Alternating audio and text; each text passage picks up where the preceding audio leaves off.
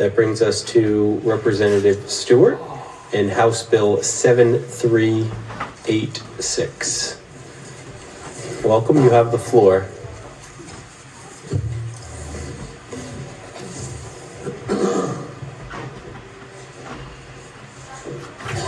Thank you so much. Thank you, Chairman Shanley and members of the Committee on State Government and Elections for the opportunity to talk about House Bill 7386. I'd like to begin by sharing that this bill was motivated by a deep love of public libraries and a deep love of reading that I was able to develop because of a lifelong access to public libraries. And I was dismayed to witness over the last few years especially efforts that started to try to compromise the ability of public libraries to provide the important service that they provide to our communities. And so I reached out to the Rhode Island Library Association to find out how I might be able to do something as a state legislator to support the mission of public libraries. So the result of that was this bill that's before you. So what does it do? It protects the freedom of public libraries to acquire and deaccession materials according to their professional standards of carrying out their role. And it also asserts that libraries shall provide an adequate collection of books and other materials sufficient in size and varied in subject matter to satisfy the needs of the people in their communities. So again, this bill is about protecting public libraries' ability to carry out their mission and their function. In an ideal set of circumstances, I think a bill like this shouldn't be needed. I think you're going to hear testimony tonight from several people about why it is in fact needed as a protective measure and as an important statement of the democratic values of Rhode Island. And with that, I'll end my testimony so there's maximum time for others to speak. Thank you very much. Representative Newberry. Thank you, Chairman. I have several questions. The first one is there an example of something in Rhode Island that this is responding to? Like, is this needed? What's happened in this state that caused that to be? I think there'll be witnesses who will be able to speak more about certainly a climate of fear that libraries have here, given national actions and actions that have been going on in other states. There have been 4 attempts to try to censor the holdings of libraries in the state, I think, since in 2022. So, follow-up question on that. Every library that I'm aware of, and I used to sit on the board of my local library, which technically is a private organization, but I think that's unusual. Most of the libraries in the state are agencies of the departments or cities. So they're public entities paid for by public tax dollars.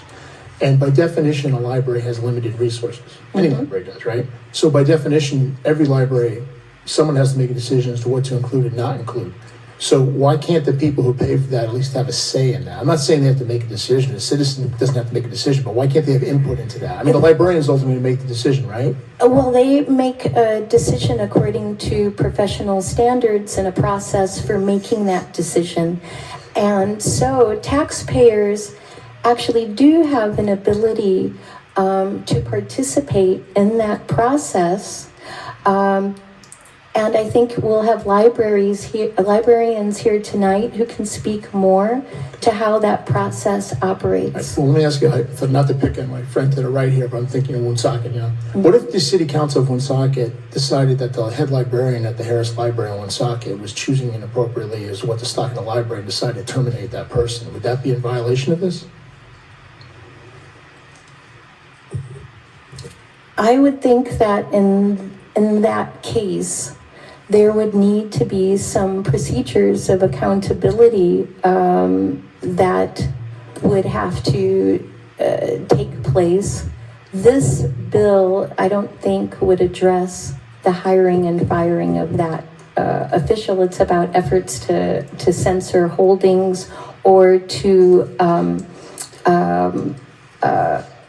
this is about outside attempts and pressures placed on libraries to censor their holdings. No, I understand that, but outside. I think this is effectively a policy statement, so it's not enforceable. But no, but Mr. Chairman, in all seriousness, I think that the problem is it could be, if you read this in detail, it talks about, I mean, just read this subparagraph, lines 11 to 16 at the bottom there. I mean, this could open up a library to litigation. It talks about it has to satisfy the library needs of the people in their community. What if I decide that the library of North Smithfield doesn't have a sufficient collection of X books and I'm a resident and I have standing? Can I sue the town? Sue the library? I understand what the rep is trying to do. There's a process also for requesting that your community library has. I get that. And if the librarian's non-responsive and I think it's not meeting the needs of my community, I think this opens up potential litigation. And get back to my question earlier, if a librarian is terminated by the city council of any city or town, and the reason for the termination is they don't like the librarian's choice of what to put in the library, whatever the choices is, it's not about what the subject matter is. If they don't like the way the librarian is doing their job, can the librarian sue for wrongful termination or bring a claim under this? I mean, this opens up a lot of cans of worms, is my point. I'm not going to belabor the point. There's a lot of people here. I understand what you're trying to do. I don't think anybody's in favor of banning books, but libraries have limited resources. Somebody has to make the decision of what goes in there, and the people paying for that should have a say in it. That's all I'm saying. I think that's and I'm saying that they already do, and this protects the ability for that process to play out. We can follow up with the committee's legal counsel for guidance on your question, Representative. Thank you. Any further questions for Representative Stewart? Seeing none, thank you. Thank you. I'm going to start with Daniel Solomon. Then we have Bob O'Neill and Michael Tillinghast is back, maybe.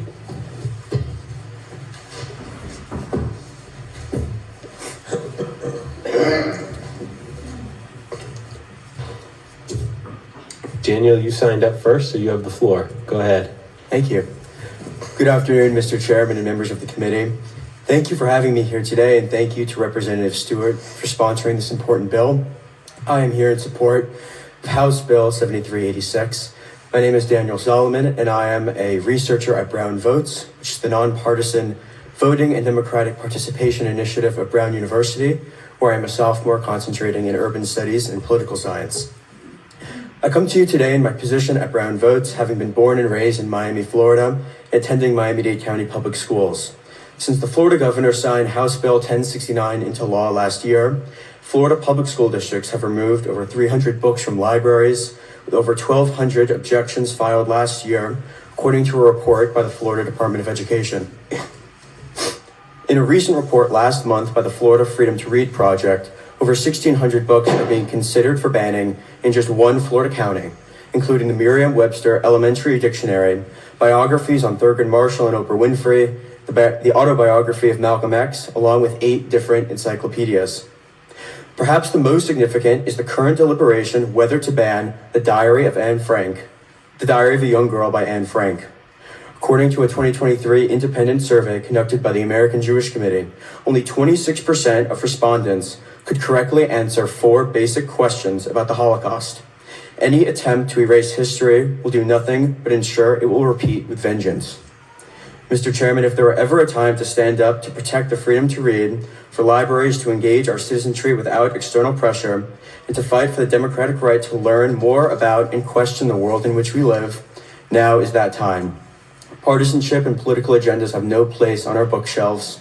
Attempting to limit or restrict literary and historical perspectives and beliefs in our Rhode Island public libraries is inherently undemocratic. At a time in our country's history when freedom of speech is in constant persecution, we must remain firm in our belief that all Rhode Islanders are entitled to a wide variety of ideas and expressions that enable intellectual growth and nuanced, educated understanding. Thank you. Thank you. Any questions? Yes, Representative Newberry. So I understand that you're concerned about the content of certain books that are removed from libraries in Florida. I may agree with you on that, okay, but are you saying that elected government officials who appropriate the tax dollars that pay for those libraries should not have a say in what goes in those libraries? I believe that librarians, as trusted professionals, should have discretion over the books that are in their libraries in partnership with their local governments who employ them. Well, okay, you just said a key point there. As a practical matter, on a daily basis, of course they can have discretion, but if they're in partnership with the local governments who employ them, those governments, don't they have a say in what goes in those libraries? I mean, that's where the money's coming from, right? This is true. Okay, so you don't, do you have, I'm just my question, I'm sorry, do you have an objection to elected officials who appropriate the funds that pay for the libraries having a say in what goes in the libraries?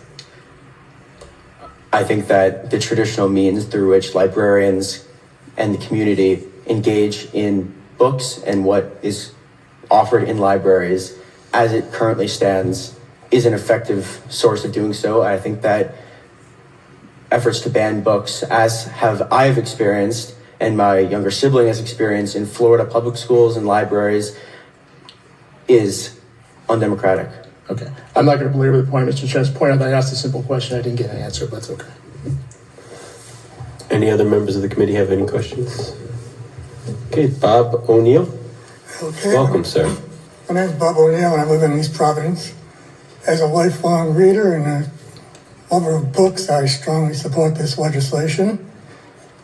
I am opposed to censorship of any sort, and I don't believe that anyone or any entity should have the right to dictate to another individual what they can or cannot read. During my long course of my lifetime, I have read several thousand books, some of which are currently banned in other states, and by people who probably haven't even read them simply because they disapprove of the content. I can honestly state that I have never been harmed emotionally or otherwise by the content of any book I have ever read. Reading books has allowed me to learn about other cultures and places I never get to visit, and it's given me a better understanding of the history that was omitted or glossed over in high school history class. Reading about topics such as slavery, racism, the Civil War, apartheid, the Holocaust, the Crusades, the Inquisition, and the struggles of LGBT people for equality has made me a more caring and empathetic human being. Growing up gay in the 1950s, before the internet, when homosexuality was a taboo subject, reading a book with a gay character in it, no matter how minor what part they played in the story, was like a lifeline to me, letting me know that there were others out there like me and I was not alone. I've also read 1984 and Brave New World, and I know and I've studied the history of Nazi Germany, and I know that book bans are just the first step in a much wider agenda.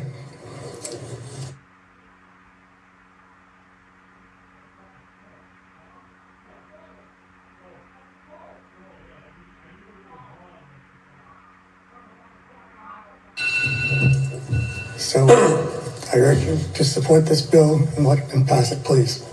Thank you very much for your testimony. Any questions? Yes, Representative Newberry. Thank you. Can you give me an example, a specific example of a book that's been banned in another state? In our state, In another state. To Kill a Mockingbird, Where? probably in Florida. Probably. I heard about To Kill a Mockingbird being banned by a district in the suburbs of Seattle from a library. I heard about that. I don't know about Florida. I know. The reason I asked the question is when you say banned, do you mean banned like can't be sold in the state, people get arrested for reading it, or you mean it's not in a particular library? It's banned from school, public libraries and school libraries. Okay, so it's not, I just want to be clear, I'm not trying to be argumentative, but when you say banned, what you mean is the book is not carried in a particular library. Not that people can't get it elsewhere, they just can't get it in that library. They could buy it on Amazon, Yeah. or they could download it on Kindle. Right, okay. Do you think that elected public officials who appropriate and pay the tax dollars that fund these libraries should have a say over what goes in the libraries? In the case of Florida, I don't think so. Why the case of Florida as opposed to somewhere else? I think they're fascists. Okay, so you disagree with what those particular elected officials are doing, and you wouldn't vote for them if you were there? Correct. Okay, but the elected officials in Rhode Island, what about the elected officials in this chamber? Do you think they would have the ability to have a say over what goes in the libraries in Rhode Island? I think that should have maybe some say, but I think it should be up to the librarians and the citizens. Well, the citizens are represented by the elected officials, aren't they? I would hope so, yes. Oh, okay. Thank you. I know I am by my two elected officials. So your elected officials, like you pointed where Rep. Kazarian was, you think they represent you because you happen to agree with that particular person. I presume you voted for them. But what if someone you didn't like and you didn't vote for was in charge? You would then take the power away from them? Is that what you're saying? Like you would in Florida? No, I would try to, but I would support somebody who was running against them in the next election. Okay. Thank you. Any further questions for Mr. O'Neill? Seeing none. All right, Mr. Tillinghast, you have the floor again. Good afternoon. Thank you. To answer your first two questions right off the bat, elected officials have an obligation to uphold freedom, the freedom of press, the freedom of speech. If Orwell was in charge, Orwell would have libraries that supported Orwellian stuff, so that's that one obvious example. And then the second question is, yes, there have been some attempts in like smaller city councils to ban some books, but I don't have more details on that. And then to go into my testimony, the freedom of speech, the freedom of press, genuine freedom, those are all really important, to have that freedom to access that literature. And then I want to go into some examples throughout my life that I can reference. I had English teachers at Hope High School who had curriculums about books with, lesbianism. No, today, those students are, great, living happy lives. And that really goes into when a student or a young person is having questions about certain things like LGBTQ stuff, having the ability to go to the library and read that material is really important. Another teacher put out media that was like an anime instructional video, and my classmate wound up getting a scholarship to go to RISD, study illustration, went to California, studied animation, worked on Futurama, all that great stuff. So, I definitely oppose book bans, and I support the freedom of to read. So please do protect that. Representative Newberry. Thank you, Mr. Chairman. Did you say Orwell would support Orwellian measures? Well, yes, that's the example. If the governor could put the media that he wanted into the thing, it would all be pro. Have you read Orwell? Huh? Have you read Orwell? I'm not too familiar. I mean, I'm familiar with a little bit of. So I understand your, look, I don't disagree with a lot of what you said. I don't disagree with a lot of the books that you're talking about. I'm in favor of having libraries, personally. My question is that when you have a library, and I said this to the rep who introduced the bill, you have limited space. You're saying public officials should uphold free speech. Of course we should. Yes. But you can't put every book that's ever been published in a library. Someone's got to make that decision. It goes back to my question I've asked you, and I'll ask anyone else who's coming up here. I don't own my used books. What's that? I'm sorry. I read like 500 books a year. I donate them all to the library once I'm through reading. No, I can tell you, as a former trustee of my library, there's a limit to the number of books we can take in. We can't put everything. So, I mean, someone has to make a decision, is my point. And what this bill is attempting to do is prevent the elected officials from making that decision. That's my fundamental question. You don't like the elected officials in Florida, fine. Maybe you like the ones in Rhode Island, great. But at the end of the day, someone has to make a It's decision not the here. elected officials I have a problem with. I don't want to call them name them, but they're here. And I think we all know who they are. I mean, I'm sure we'll hear the testimony. I'd be respectful, but like, you just simply disagree, that's all. Some people, a library can fit 1,000 volumes to make up a number.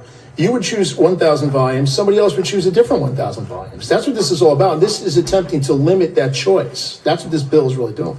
No, it's not. Well, I'll reference the fact that you can go to the Providence Public Library and request books. Oh yeah, I do it all the time. I get books from all the state, right? There's also That's why I wonder why we need this. there's also the ability to have off-site library storage, and you can request a book to be brought to the library. You can pretty much get everything in Rhode Island. Nothing's banned, so why are we talking about this? I'm sorry. I know we're getting a little out of control here. Yeah, it's not a forum. Excuse me, it's one witness at a time. Choice. Sir, one witness at a time. Right now, Mr. Tillinghast is testifying. I'm going to give you a little extra time because there was an interruption here. So if you want to conclude your testimony, that would be great. Please do. Yes, you know, young people deserve to be able to access the materials that, you know, provide guidance to what they're going through in their lives. And book bans in other states have really encroached on that freedom. Like, you know, banning the Bible in school makes no sense. Banning, you know, stuff about LGBTQ stuff when people need that material to reference to get their guidance is really important. So I support this bill. Thank you very much for your Mr. Chair, testimony. I just want to be clear, because this is a long hearing. People do watch these things. When you say book bans, I assume you mean this. I'm sorry, sir, I forgot your name from East Providence. But you had mentioned your definition of ban. You meant books are not available in certain public libraries. That's when you mean ban. You don't mean people can't actually read it. It's not a crime. It's not banned from Amazon or Barnes & Noble. You can go to the bookstore and buy it, right? Okay. But, yeah. All right, we're going to move to the next witnesses we have signed up. We have Cheryl Space, Marianne Mirando, and Steve Brown.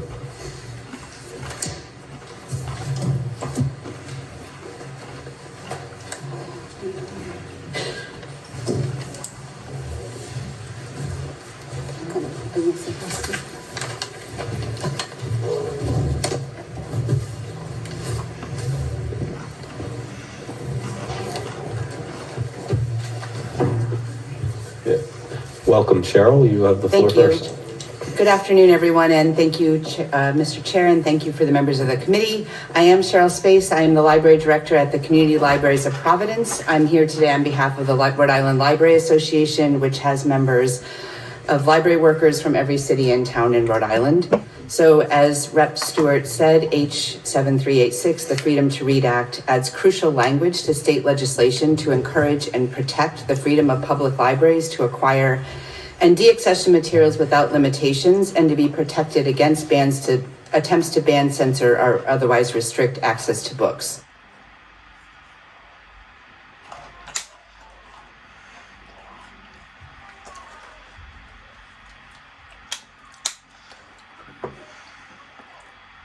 Hold a unique position in our society. Any person, regardless of their political views, their socioeconomic status, their religious background, their gender identity, their sexual identity, their age, or their race, can fully participate for free in the programs, services, and resources of their public library. Librarians strive to provide a diversity of materials in our collection. Fundamentally, this is about showing respect for everyone in our community. Our shelves are treasure troves of learning, ideas, and stories. Our buildings a third space where everyone can feel welcome and at home. Most of the challenges we see nationwide are against books written by or about a person of color or a member of the LGBTQIA+ community. Library staff are determined to protect the rights of every person to see themselves on the shelves of our libraries. Unfortunately, this can lead to terrible harassment and accusations, but we stand strong and firm in our convictions. If you're a person who loves freedom, you also value choice. In a healthy society that respects freedom of choice, it is important that libraries remain able to serve the needs of every library user. We must not be in the business of telling library users which books they are allowed to read. In the case of children, libraries affirm parental rights to inform the choices of their own children, but this does not extend to the right to make choices for other people's children. Librarians select books based on a board-approved collection development policy, and remember, the public can raise their concerns and request reconsideration of materials by saying specifically what they object to. Groups attempt to censor benefit from whipping up a frenzy, and it's our job to apply the brakes and to make room for a thoughtful exchange between information professionals and concerned members of the public. We want to reduce that tension and the drama of any unexamined statements. So if Rhode Island is truly to be all that, as its new slogan declares, we must affirm every Rhode Islander's rights to feel all in when they walk through the doors of their public library. Please pass this bill and let all Rhode Islanders know that they are valued by affirming their history, their point of view, and their stories, that they matter and they will be protected in our public library collections.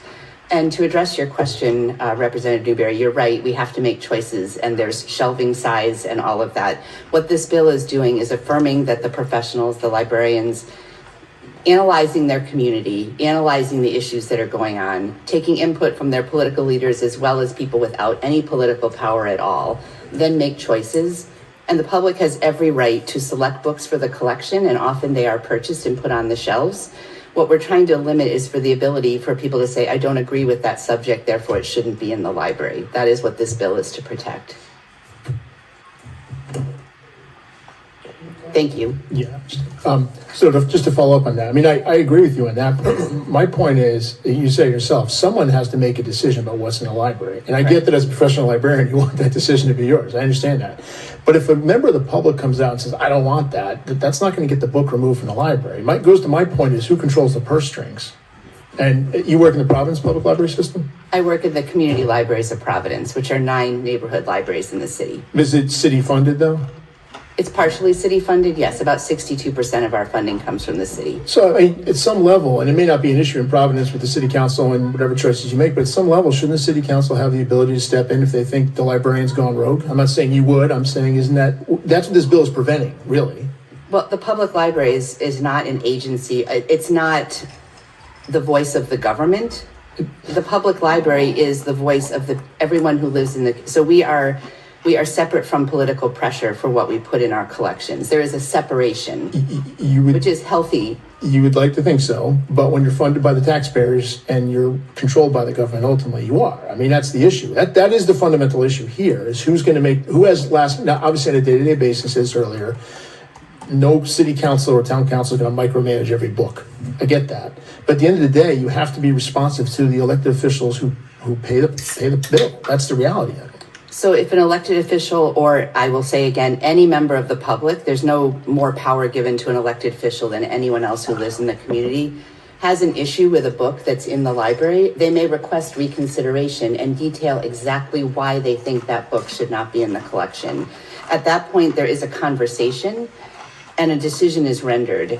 And for example, last year in the E-Zone, in the digital collection, we did remove a book based on a complaint. It was not the reason that the person put forward, but we agreed that it did not match and it was a bad translation, right? So these decisions are then made. If the person does not agree with the decision that is made, they have recourse to the board of that organization. So there is a complete policy that slows things down. Unfortunately, what we're seeing is long lists of books being presented to libraries and say, these books all have, LGBTQ themes. The librarians are trying to groom children, and so you need to remove all of them. And unfortunately, it's a very unexamined point of view. So what we do is we ask people to submit each book independently with what page, which illustration, exactly what is the reason that book should not be in the library. And then it starts a formal process of careful consideration and, frankly, kindness and respect between the library and the person. And that could be an elected official, or it could be just someone who lives down the street from the library who's never held any political power. So just so we're clear, I appreciate that. And I appreciate that's the way to do these things. And, take a totally different example. APRA requests can be used to abuse, especially in small towns. People file these requests for public records and, they abuse the clerks and everything else. That type of process is always susceptible to abuse by people with bad motivations. I get that, and I wouldn't want to have to deal with that yourself. All I'm saying is that the way this bill, I don't look at the issue, I look at the bill. This bill is drafted in such a way that it would make it, I think, actionable if, I'm not talking about an elected official, I'm talking like the city council of Providence decided that you weren't doing your job properly and they pay your salary, not directly, I understand, and they decided to get rid of you, that you could then sue them because of the reason. That's the kind of stuff we have to look at. I understand the intent of the bill. I don't object to the intent of the bill. I just think the bill's a disaster, put it bluntly, for all those reasons. I think people need to read this stuff before they talk about it more. I agree with you on philosophy for the most part, I'd be surprised. But the way this is written, it's a mess. Right. So the way we look at it is this is a statement of policy and belief in how library collections are built. It's not actionable. There's nothing tied to a library or a library worker in this part of the Yeah, bill. you're gonna need some more lawyers. Just somebody would find it actionable. But thank you.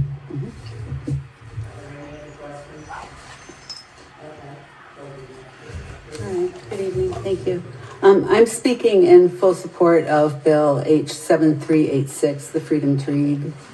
And as I'm the librarian at Westerly High School, and book censorship has very much been on my mind. I had to face a book challenge last year after going through the process outlined in our school library policy.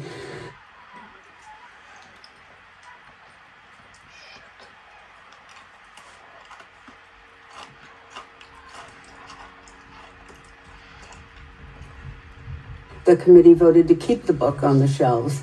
Unsatisfied, the complainant filed a police report and attempted to have me prosecuted. Again, he failed. I was subjected to a couple harassing phone calls at work and a slanderous email. It was pretty awful, but I kept telling myself, it'll be fine, I live in New England. And frankly, if I was a younger librarian, that would have been even more difficult to withstand. I've had a very long career as a librarian, and I have never seen anything like the book censorship movement that has spread via social media by the ironically entitled Moms for Liberty and also discredited group, and other fanatics who assume that their interests should supersede our First Amendment rights. Library collections should represent the community it serves. Every library contains books that some people like and some people don't. And that is the nature of a diverse collection, and that is what makes libraries so wonderful. After all, we all have different tastes and preferences. Our students, I'm speaking as a high school librarian, should be able to access diverse reading material, yet typically the books being targeted are books about historically underrepresented groups and marginalized backgrounds. What message does that send to our students? One of the advantages of attending a public school is that we don't cater to one specific group of student, but rather help to grow curiosity in all of our students. Censoring books denies our students their ability to access information.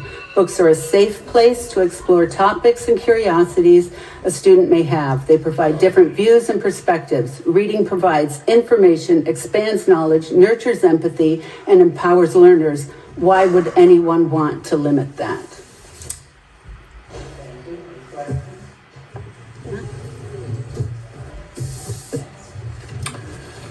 Thank you very much. Stephen Brown from the ACLU of Rhode Island, also here to express our strong support for this legislation.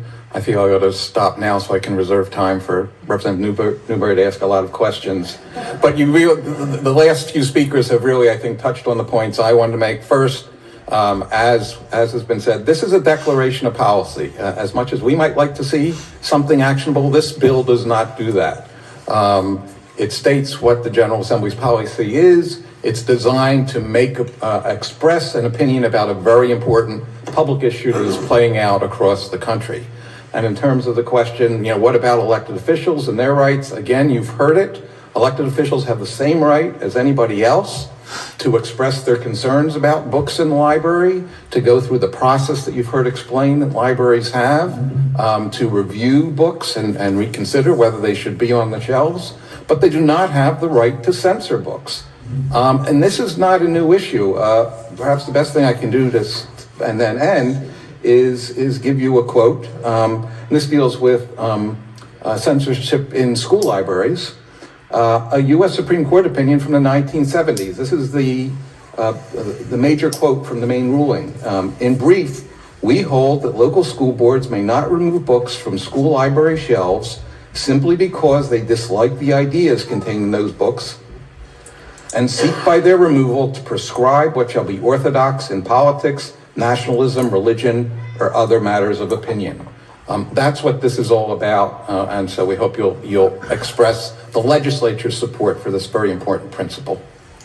I'll now turn it over to Representative Representative Newberry. Newberry, you have some questions. I wasn't going to I wonder ask what you they any are. questions, but you opened yourself. No, you opened yourself up. You said as much as some of us would like to see something actionable, what would you like to see that's actionable? We can amend this to make it actionable if you don't think it is. I think there is, if a library, if public officials took action to take books out of a library, we think it would be actionable under the First Amendment. I don't think this does need a separate cause of action, and that's how court cases have been filed under the First Amendment. So it is actionable already, is what you're saying. So what if the city Not under council... this bill. You're suggesting this bill makes it actionable, but the bill does we not. can quibble about that later, but Not a quibble.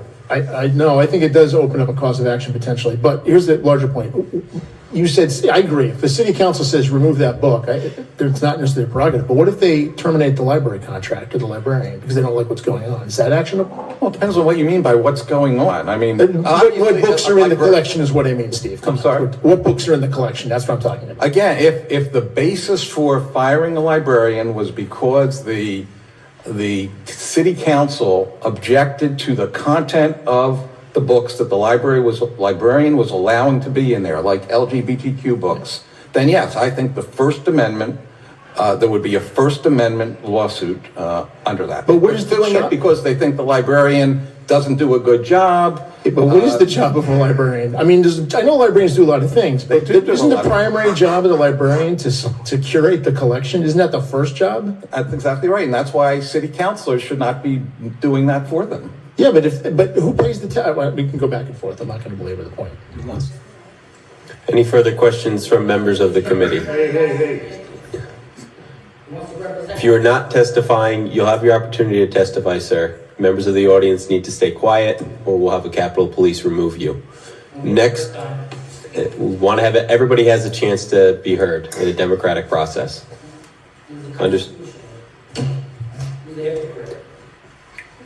All right, next witnesses that we have signed up are Sadie Jackson, Reverend Gene Dizolosk, and Robert Sherardo Jr.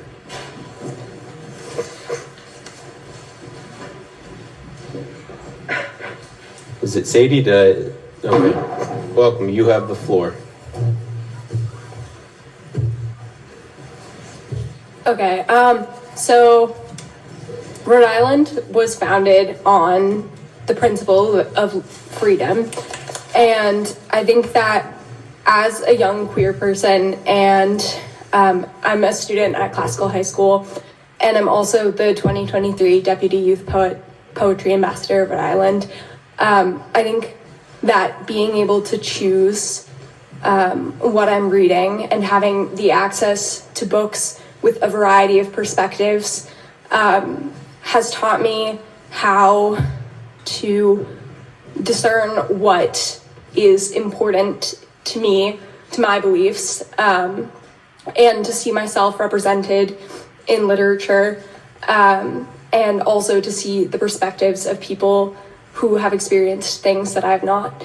And it has really helped me grow in my writing and in my experience as a student, and as a person who's living in Rhode Island. And I think having the opportunity to go to the public library and choose a book that hasn't been chosen for me has really just made me who I am.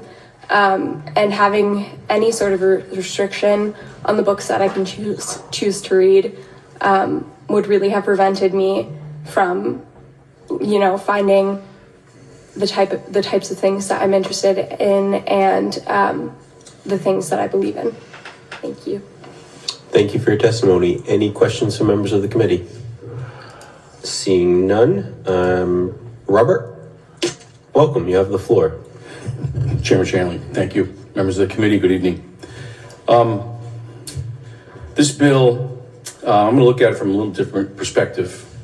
This bill 7386 as written, we know it was written by the American Library Association. Let's be honest here. The ALA wrote this bill. It's going on in several states in the country, an identical bill to this one. and it's specifically designed by the ALA with one of the goals, the bill sponsors, to actually codify sexualization and indoctrination of Rhode Island's youth, which in the minds of these people, in my view, will lead to the destruction of these kids in the family unit as we know it. That our kids, some of them are being destroyed in the process, is of no concern to them. Because I believe this bill was written in a pathetic virtue signaling way, in my view. And I agree with Rep. Newberry about not putting private organizations into our statutes for that very reason. This bill will allow the General Assembly to grant full authority to acquisition and deaccession of books and materials without external limitations. We have to read the bill. To public libraries, excuse me. It would protect libraries against attempts to remove or restrict access to books and other materials, age restriction, non-age appropriate books. This means non-age appropriate books which depict obscenity, vulgarity, pedophilia, and other sexual acts would be available in school and public libraries at the discretion of the librarians only. No input from anyone else. This is a unilateral gift of power to libraries and librarians. It would be next to impossible for anybody from the outside to have any input at all into what books went into the library and which books came out of the library. It hides behind, in my view, and I'll wrap this up quickly, in my view, the hypocrisy of freedom to read as justification for not removing or at least age restricting non-age appropriate books and materials. So I strongly urge the committee to not grant universal or unilateral authority of selection, deaccession, display, and access to any group, least of all one which, besides its bogus claims, is hell-bent on the indoctrination of kids. I think the bill needs to be dumped. I think it's a terrible bill, like Rep. Newberry said, and I think it should be torn up and thrown in the trash. Thank you for your testimony. Any questions from members of the committee? No questions. Thank you very much. I believe we had one other. I assume you're the Reverend based on the collar. Then after that, we have Amy Rodriguez and Lisa Marie Levitt.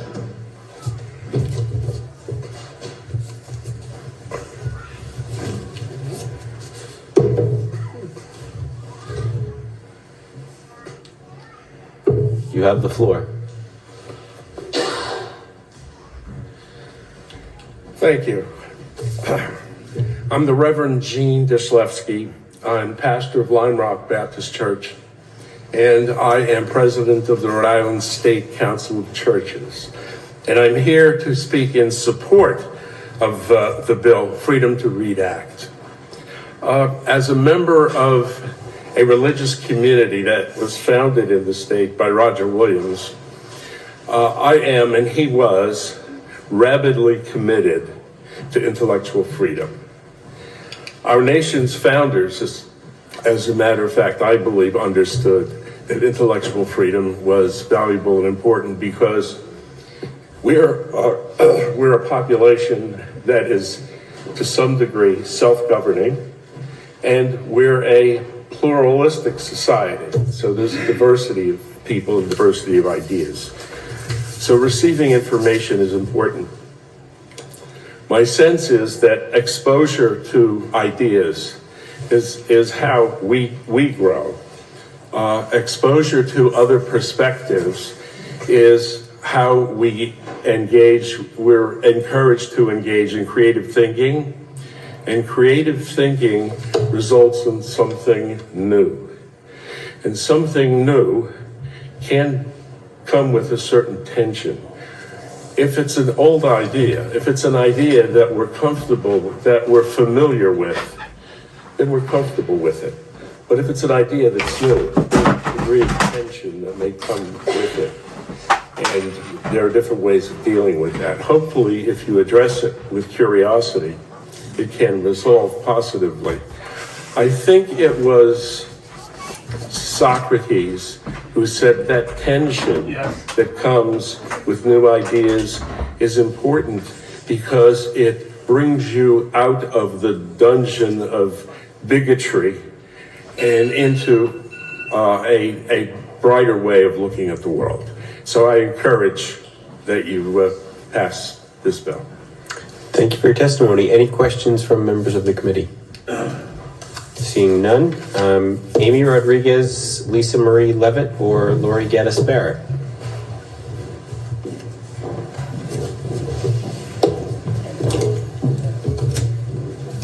Lori left, okay. All right, then next on the list is Bill Lancelotta. Amy, you signed up first, so you go Yes, sir. first. Welcome. Yes, thank you. Thank you for having me.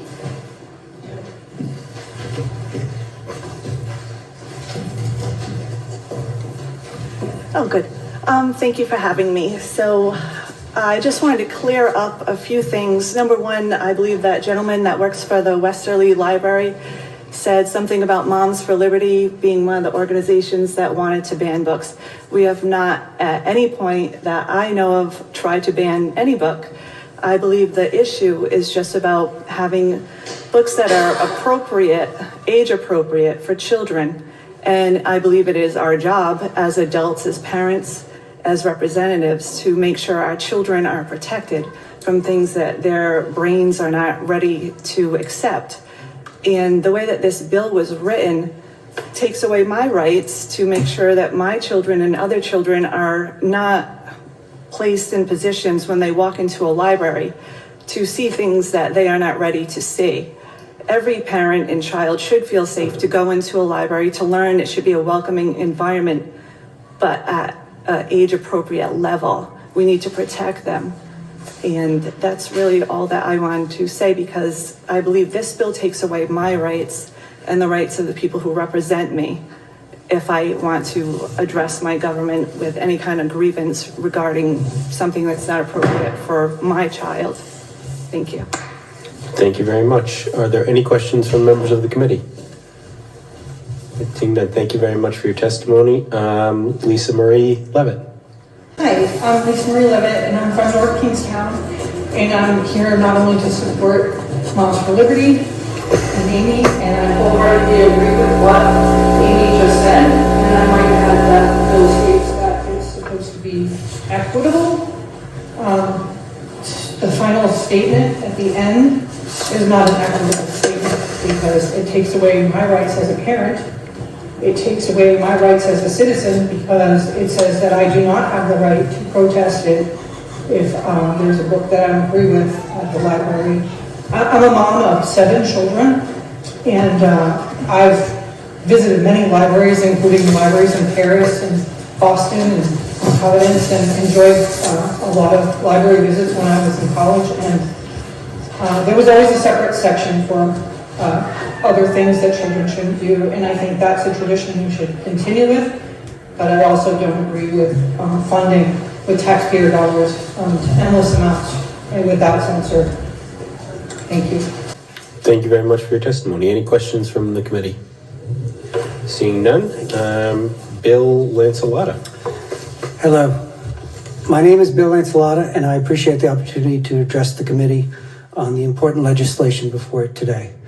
I am the Assistant Director of Westerly Library in Wilcox Park, a member of the Rhode Island Library Association, and part of the association's Legislative Action Committee. I strongly recommend the passage of H7386, the Freedom to Read Bill. As in other states, legislation has already been proposed in Rhode Island that seeks to criminalize the work of librarians, educators, and museum workers. Therefore, it is difficult to overstate the importance of recommitting Rhode Island to some of our most basic rights as free citizens. This bill protects our freedom to read in 3 crucial ways. First, it states that it's the responsibility of the government to protect the freedom to read. Second, that it will be the policy of the state to protect the freedom of libraries from external limitations and attempts to ban, remove, or censor materials. Lastly, this bill also prohibits the removal of materials due to partisan or doctrinal approval. For me, it's hard to believe that some people actually oppose the freedom to read and refuse to acknowledge that library collections strive to provide every single person in their community with materials to read, even books on sensitive topics such as gender, race, history, and politics. I am proud to say my library is something to offend everyone, even me, which is as it should be. I would never think that materials that make me angry or uncomfortable should be removed. That would be wrong. Those books are there for someone else, and we should all support their freedom to read whatever they like. It is unconscionable to allow a few people to dictate what others can and cannot read. With the passage of this bill, Rhode Island libraries will be free to build collections that serve the entirety of their communities without fear of reprisals from special interest or partisan groups. I strongly urge the passage of this bill. Thank you for your testimony. Any questions from members of the committee? Seeing none, thank you again. Mr. Chair, next.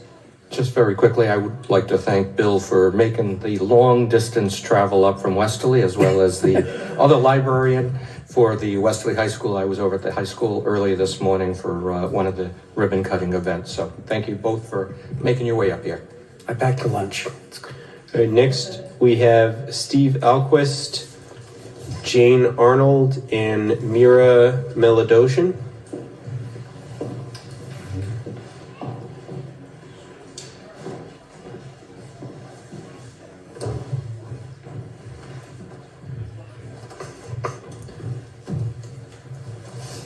All right, whoever wants to go first can go first. All right, give me 1 sec. All right, don't think it'll be any secret on what side of the issue I'm on, but I'm gonna go for it. Thank you for hearing my testimony. I want to say that I trust librarians. As a writer who doesn't have a rented office where I do my work, I depend on the quiet space libraries across the state provide. When I need a book, libraries find them for me. When I need an issue from a 1977 Providence Journal or a 1921 issue of a long-defunct Woonsocket newspaper, I get it at a library. Librarians are the first line of defense for our democracy and against the forces of fascism. Limiting the ability of librarians to supply information to people out of misplaced fear, ignorance, or silly calls to protect children is the beginning of the end for our democracy. Over the years, librarians have built a code of ethics and a philosophy of providing free information to all. Librarians protect us not by limiting access to certain books or materials, but by giving us the tools and the access to navigate the tricky politics of our world. I implore you all to trust the librarians. I implore you all to protect them so that they can protect us. And I think, this is a thought I had and I wrote it down, and maybe it makes no sense, but I'm gonna throw it out anyway. If it helps, think of this as Leobor for librarians. Right? That we're going to trust librarians to do the job, that they're going to regulate themselves, that they have a code of ethics. And then, I know people are objecting to Leobor, and I do want to on many levels, but think of it, I'll go further. I have an objection to elected officials banning books. Yes, 100%. As a political system, that's what fascism is. Political officials telling us what we can and can't read. Whether they have the power of the purse or not, it doesn't matter. That's what that is.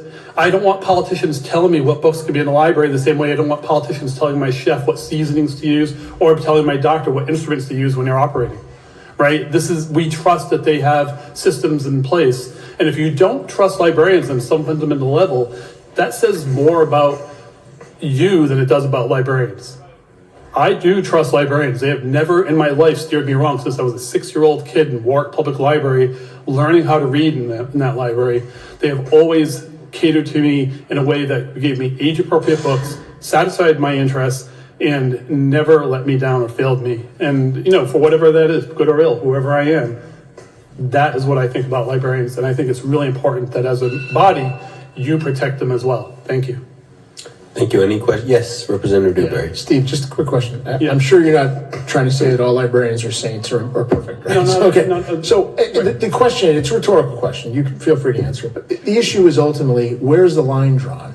It's one thing to say I trust librarians. My father-in-law was a librarian, he's a university librarian. Mm-hmm. And I was a trustee of a library for 11 years. I liked the 2 librarians we had. But at some level, there's got to be a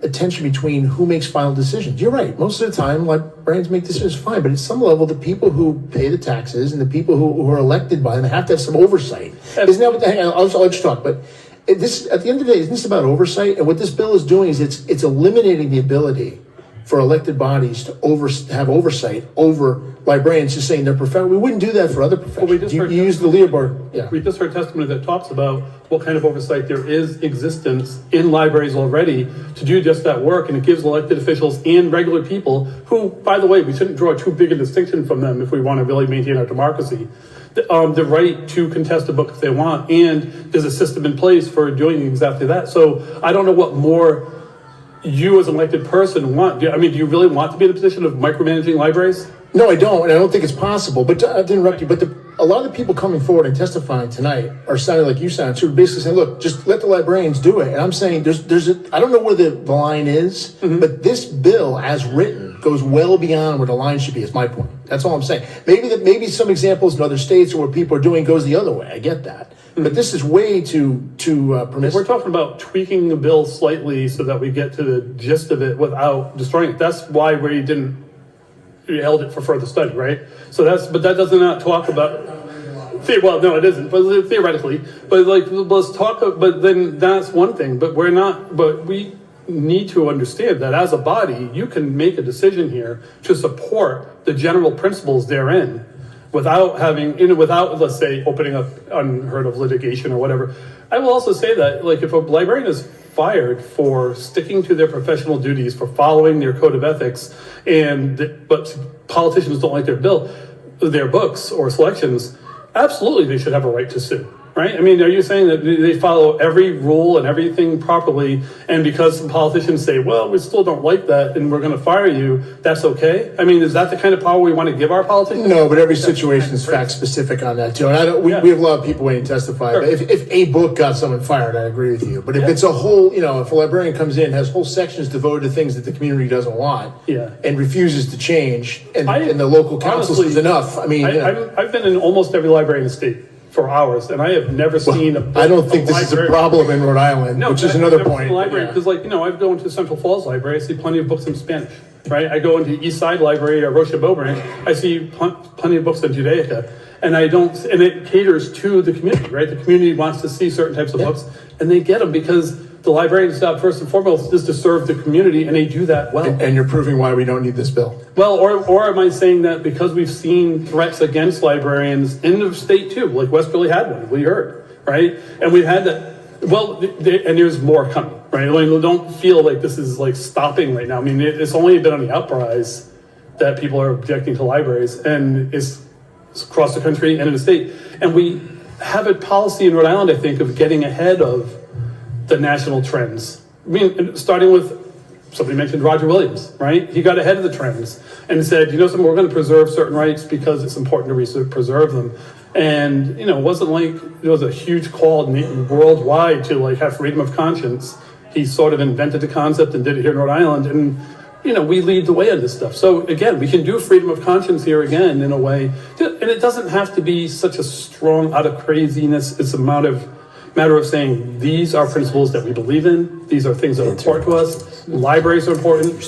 Information and the systems that we have. I think is really important. And don't forget, Ben Franklin kind of did free libraries, and it's a part and parcel of what is in the DNA of America. And I think we should preserve that as best we can. Any further questions from members of the committee? Thank you. Seeing none, thank you, Steve.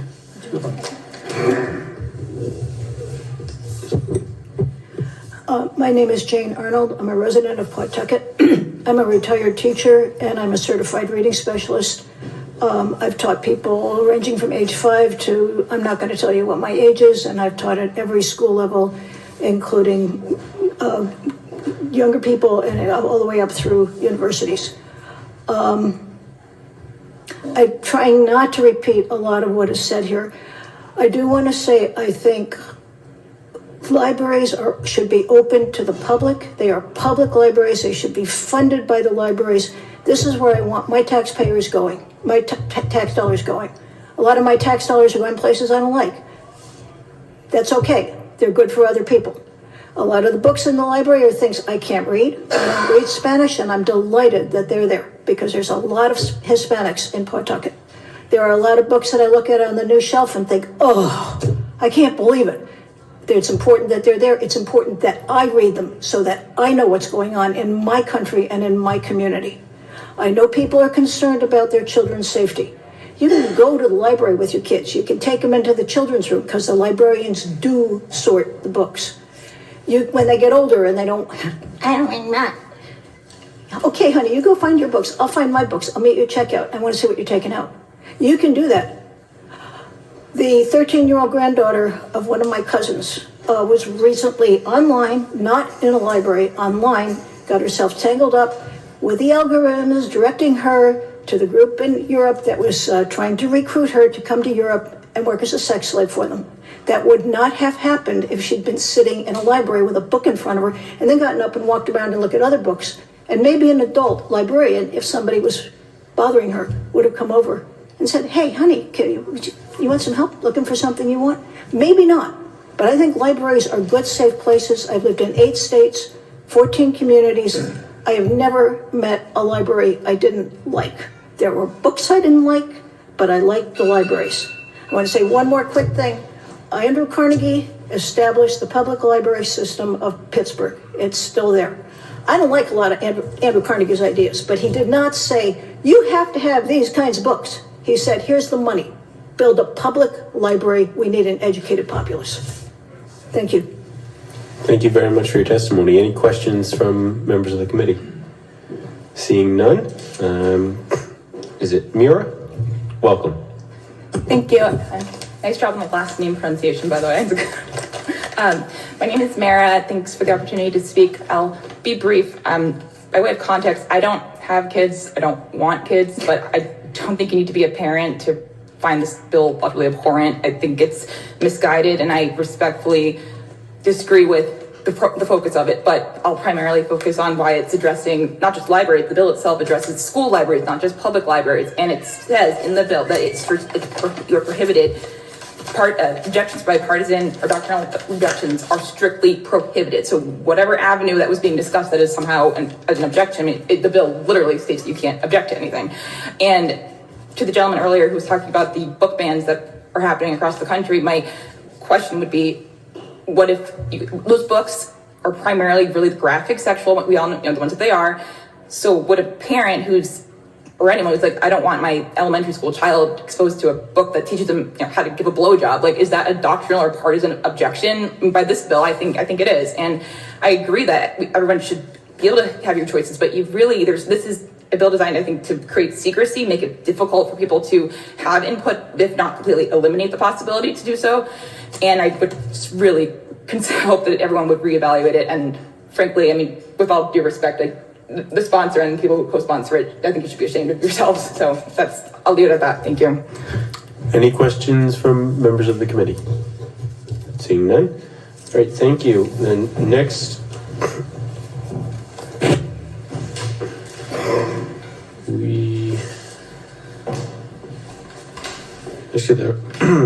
is there anybody here that had signed up to testify that has not testified? As we do actually, a lot of people actually indicated that they are not testifying, but have taken one position or another on the bill.